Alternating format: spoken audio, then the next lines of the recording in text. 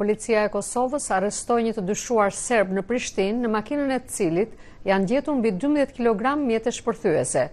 Autoritetet thanë se e arrestuari dyshohet për përgatitje të veprës, por nuk kanë dhënë më shumë hollësi. Presidentja e vendit Atifete Jahjaga dhe qeveria e Kosovës kërkuan edhe bashkëpunimin e vendeve të rajonit në përpjekje për ndriçimin e këtij rasti.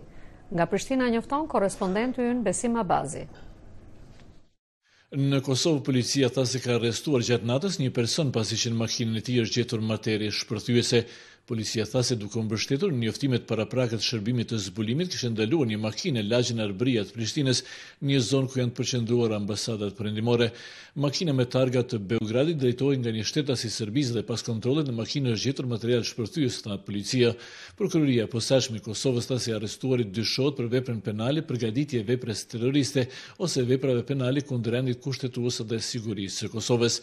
Sipas prokurorisë, sasia e madhe e eksplozivit që është gjetur në makinën e tij se ka qenë planifikuar të përdoret për kryerjen e veprimeve terroriste. Ministri i Brendshëm i Kosovës, Skënder Hyçeni, tha se mjetet shpërthyese kishin fuqi të madhe shkatruese. Mjetet lokalit të informimit thanë se arrestuar është Slobodan Gavrić, veterinar me profesion nga qyteti i Rashkës në Serbinë jugperëndimore. Pas arrestimit, presidentja e Kosovës Atifete Jahjaga është takuar me kryeministrin Isa Mustafa dhe drejtuesit e policisë të agjencisë së zbulimit për të vlerësuar gjendjen e sigurisë në vend. Në njoftim të zyrës së saj thuhet se ajo ka çmuar punën e policisë në pengimin e këtij veprimi terrorist dhe në mbrojtjen e sigurisë kombëtare të Kosovës e të qytetarëve të saj. Ajo ka kërkuar nga mekanizmat e sigurisë të rrisin shkallën e sigurisë përgjithshme në Kosovë, ndërsa u ka bërthirë qytetarëve të bashkëpunojnë me organet e rendit. Presidenti u ka bërthirë shteteve të rajonit të bashkëpunojnë në zbardhjen e rrethanave dhe të ndihmojnë në sjelljen e aktorëve të përfshirë në këtë, siç thuhet, akt terrorist para drejtësisë.